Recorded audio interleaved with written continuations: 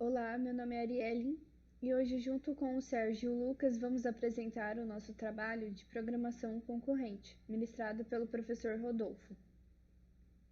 Vamos falar um pouco sobre a linguagem Python e como ela trabalha com a programação concorrente. Este trabalho vai ser apresentado da seguinte forma. Eu, Arielle, vou falar sobre o histórico e a instalação da linguagem Python. O Sérgio vai estar falando sobre as principais funções, aspectos de concorrências e paralelismo. O Lucas vai estar apresentando um código de exemplo e explicando os conceitos aprendidos em aula.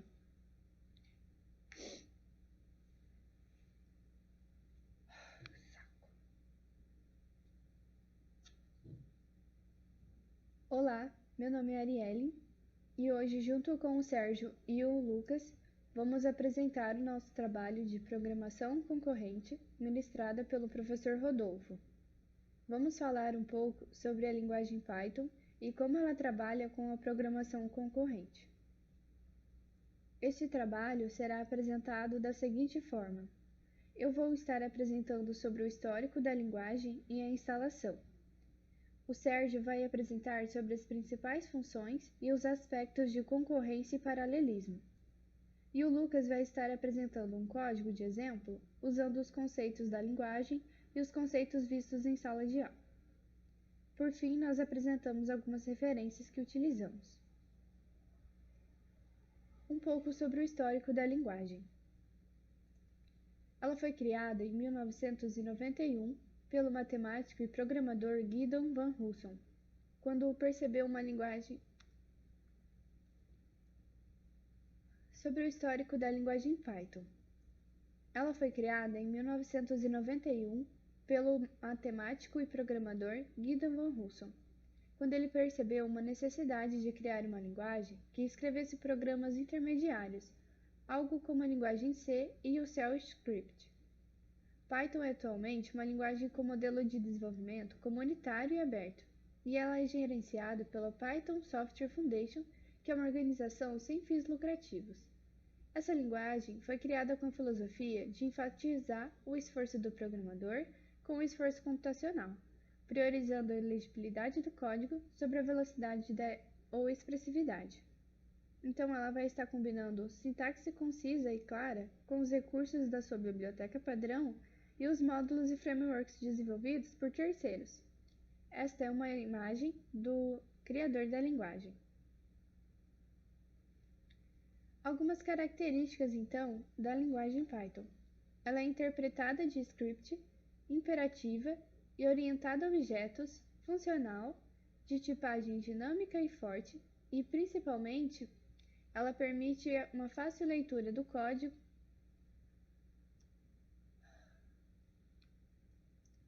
Suas características. Ela é uma linguagem interpretada de script, imperativa, orientada a objetos, funcional, de tipagem dinâmica e forte, e uma das suas características principais é que ela permite fácil leitura do código e exige poucas linhas de código também. Esta é a logo da linguagem Python. Sobre o nome Python. Muito ao contrário do que muitas pessoas pensam, ela não tem ligação direta com a imagem da cobra Python. Mas, na verdade, o seu criador Gideon Van Husson, enquanto assistia o programa. Uma curiosidade sobre o nome Python para essa linguagem é que, muito ao contrário do que muitas pessoas. Uma curiosidade do nome da linguagem Python é que, ao contrário do que muitas pessoas pensam, ela não está associada à linguagem. Uma curiosidade sobre o nome da linguagem, que é Python, é que, muito ao contrário do que. Que saco! Sobre o nome Python. Ao contrário do que muitas pessoas pensam, ela não está associada à cobra Python, mas ela foi.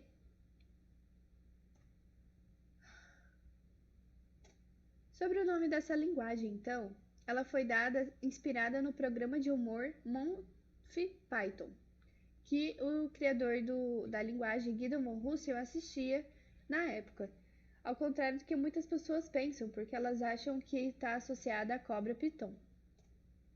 Aqui nós colocamos algumas versões da linguagem Python. Ela foi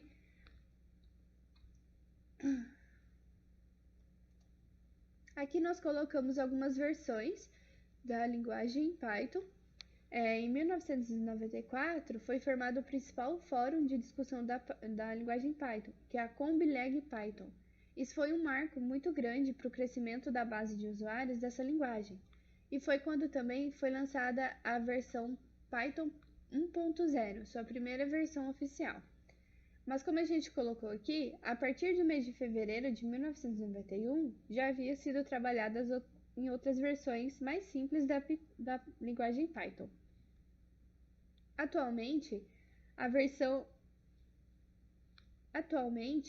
atual versão da linguagem Python está em 3.9.5. Biblioteca usando a biblioteca de Tired. Para a gente utilizar Tired em Python, nós colocamos o comando from Tired import Tired. Por ser uma biblioteca nativa no Python, apenas com esse comando já é possível trabalhar com as Tireds. Em Python, o pacote que providencia essas funcionalidades é chamado de Tired.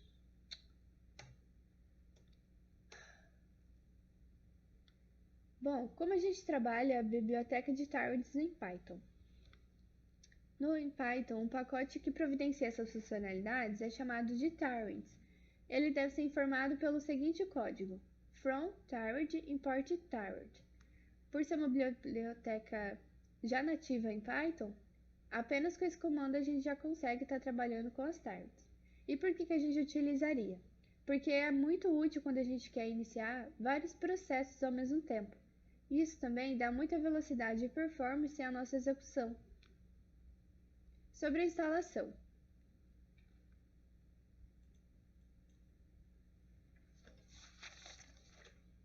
Para realizar a instalação do Python, nós acessamos o site python.org.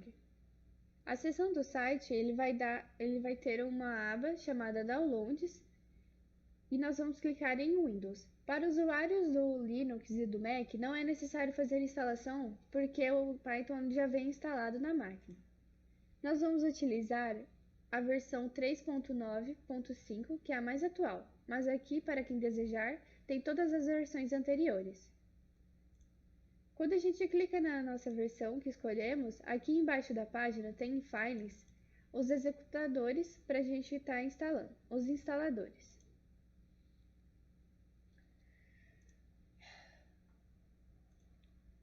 Quando clicamos aqui na versão que escolhemos, vamos aqui até o final da página, em Files, que vai ter todos os instaladores de acordo com a sua versão do Windows ou a que você deseja. Nós vamos utilizar essa daqui de 64 bits porque é o ideal para esse computador que nós estamos usando. Quando você clica no instalador que você escolheu, ele vai estar baixando o executador.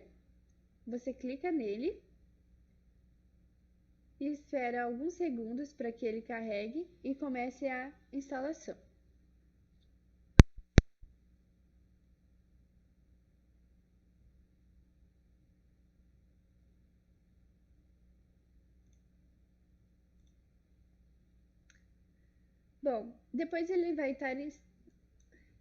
Depois para começar realmente a instalação, você pode clicar aqui em adicionar o path 3.9 para que ele consiga aparecer no seu terminal e você utilizar por lá também.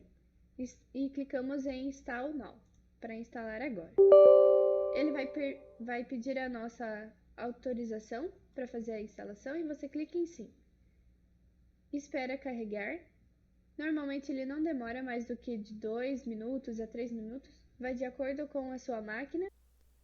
Agora então eu vou falar um pouco sobre as principais funções de threads com implementações em Python.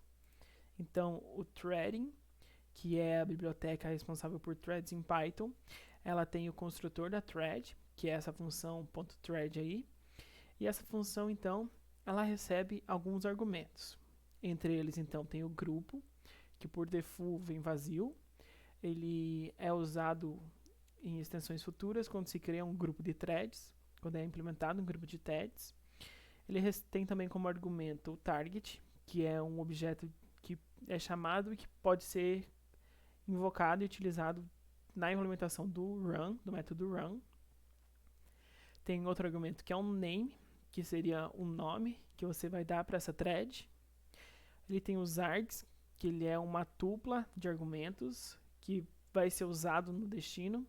Por exemplo, então, ele é um array com todos os argumentos que eu vou poder usar lá no destino. Por padrão, esse argumento ele vem vazio. E tem o KW-wargs, que ele é o dicionário de argumentos de palavras-chave. Então, ele vem também por padrão vazio. Outros dois métodos, então, que eu tenho o meu start, que o que seria esse start? O start, quando ele é chamado, ele vai iniciar a thread. Então, quando eu dou o ponto start, ele inicia a thread e, além disso, ele vai chamar uma método run, que foi implementado para minha thread. O que é, então, o meu método run? O meu método run, então, é onde vai estar toda a implementação de toda a atividade que a thread vai fazer. Então, é dentro dele que eu digo o que a minha thread vai fazer, é onde eu codifico ela. Eu tenho meu método, então, join, que o que o join faz? Ele bloqueia a thread atual e ele vai esperar até que a thread que está sendo chamada, por onde esse join está sendo chamado, termine a execução. Então, por exemplo, eu estou na minha thread main e dentro da thread main eu criei duas threads x e y. Quando eu chamo x.join, então a minha main fica bloqueada e fica aguardando o retorno e a finalização do meu método join. Ele tem um parâmetro opcional, que é o timeout. O que acontece? Quando eu informo um valor, um ponto flutuante, então um valor decimal nele, eu especifico o tempo limite para essa operação acontecer. Então, por exemplo, se eu informo que eu tenho só 3 segundos para realizar esse join, a função então precisa realizar esse join em 3 segundos, senão ele vai me retornar falso. Além disso, eu tenho a função isAlive, que quando você chama essa função, ela vai me dizer se a thread que fez essa chamada ela está ativa ou não. Outra função então que a gente tem é o ActiveCount, que o que ele faz? Ele vai me retornar o número de threads que estão ativas naquele momento. Então ele vai fazer essa contagem de quantas threads elas estão vivas naquele momento e vai retornar para mim. Além disso, eu tenho a current thread, que essa função então ela me retorna a minha thread atual que está sendo processada. E eu tenho também a função main thread, que ela vai retornar qual que é a thread principal. Então ela vai me retornar a minha main, no caso. Então agora eu vou falar um pouco dos aspectos de concorrência e paralelismo que se tem quando se trabalha com threads em Python. Então, como já sabemos, então, uma thread ela é um fluxo de execução separada. Então, o meu programa ele vai poder ter duas coisas acontecendo ao mesmo tempo. O que acontece com o Python? Em Python 3, as threads elas não são executadas ao mesmo tempo. Elas parecem que são, mas elas não são. Por quê?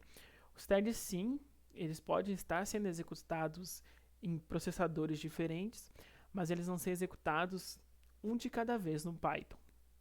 Isso se deve à interação que o Python tem com o GIL, que limita a execução de apenas uma thread por vez. Então, o Python Global Interpreter Lock, ou GIL, ele é um mutex que permite que apenas uma thread tenha o controle do interpretador de Python naquele momento. Então, se eu criar mais de uma thread, o meu GIL ele não vai conseguir trabalhar com isso, mantendo então apenas um controle por vez do interpretador Python. Mas aí você me pede, então, como que trabalha com paralelismo em Python? A maneira mais popular que se tem, que se é conhecida, é trabalhando com multiprocessing. O que é isso? Ao invés de você utilizar, então, várias threads, é utilizado, então, vários processos. Então, cada processo ele vai ter o seu próprio interpretador Python, e ele vai ocupar o seu espaço de memória. Então, fazendo isso, ele consegue burlar o GIL e trabalhar com o multiprocessamento. Ele não vai ser threads, mas ele vai ser multiprocessadores. Para mim trabalhar então com esses multiprocessadores, o Python então ele disponibiliza essa biblioteca multiprocessing e eu consigo trabalhar com os recursos que ele me disponibiliza. Dentro do multiprocessamento, então, eu consigo trabalhar com threads. Trabalhando então a parte da comunicação entre threads com o threading em Python, ele tem uma implementação então tipo lock, que ela trabalha com variáveis do tipo trava, que o que acontece então? Ela tem essa classe que ela implementa objetos do tipo bloqueio. Então, depois que tem uma thread obtém determinado recurso, ela faz um bloqueio desse recurso e as tentativas então de outras threads ou processos de tentar adquirir esse mesmo recurso, elas não conseguem até que esse recurso seja liberado pela thread que está trabalhando com ela naquele momento. Então, o lock ela tem 3 funções principais, que é o acquire, que o que acontece? Essa função ela vai adquirir então esse lock e vai bloquear esse recurso. Ela tem alguns parâmetros, como o timeout, que é o tempo máximo que ela vai ficar esperando, por exemplo, para tentar adquirir esse recurso, e o blocking, que é para saber se está bloqueado ou não. Além disso, então, eu tenho a função release. Essa função, então, ela vai ser responsável por fazer a liberação do meu recurso.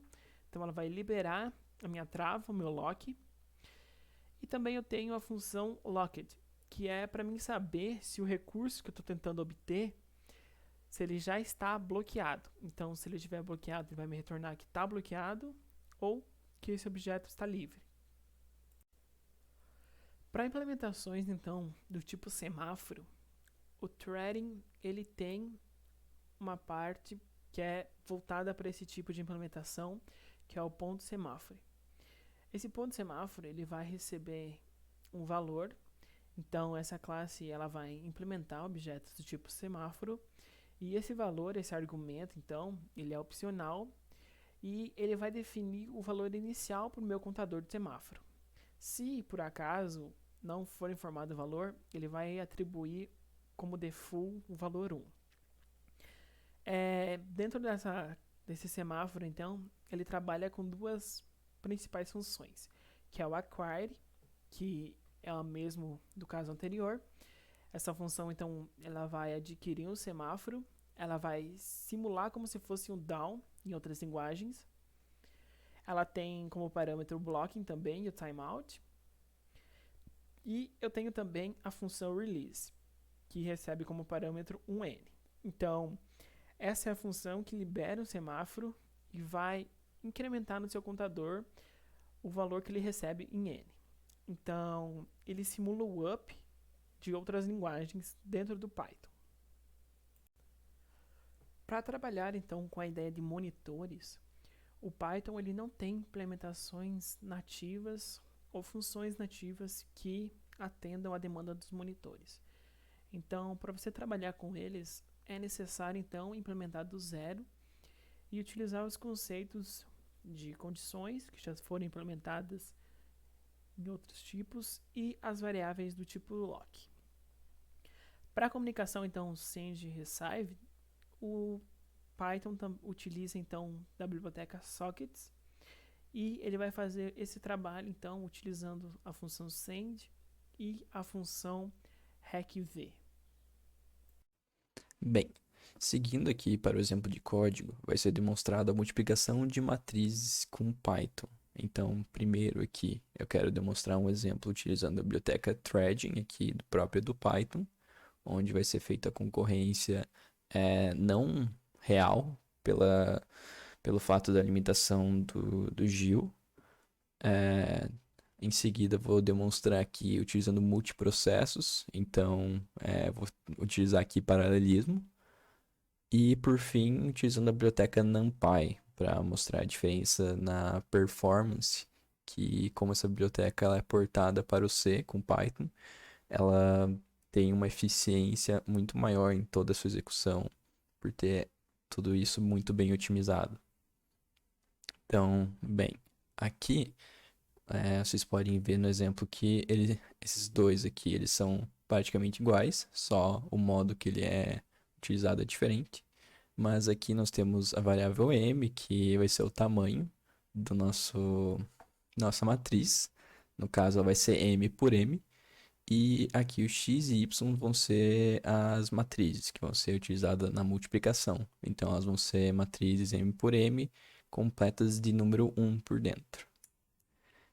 E, bem, aqui na definição da função matmul, que é uma multiplicação de matrizes, ali o primeiro argumento ele vai ser a linha da matriz X e o argumento 2 ele vai ser a matriz Y completa.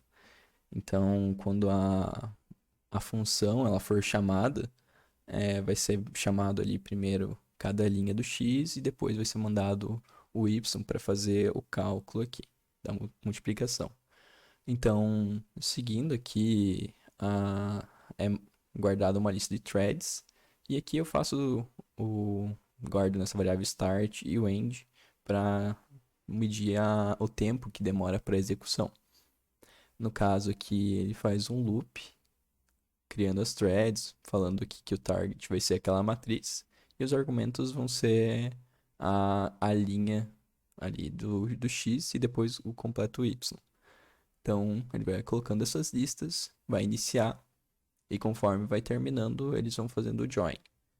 Então, aqui numa matriz 10 por 10, a execução dela vai ser bem rápida, assim. Ainda assim, continua, é um exemplo pequeno, mas se conforme eu vou aumentando aqui, por exemplo, para 100, ele ainda assim é rápido. Mas se chegar a executar a 1000, ele já vai demorar um pouco mais de tempo devido ao problema do Gil. Então ele não vai estar tendo uma concorrência real, então ele vai estar tendo uma demora muito maior. Eu vou executar aqui, ele vai demorar um pouco, então eu vou pausar até executar. Bem, como vocês podem ver aqui, a execução ela demorou bastante tempo. Apesar de ser uma multiplicação de matrizes 1000 por 1000 aqui, isso já começa a demonstrar que como vai aumentando a quantidade de índices na matriz, já começa a ter esse problema aqui de eficiência. Ele já é um pouco mitigado por esse exemplo aqui de multiprocessos, onde vai criar o número de processos sendo o tamanho de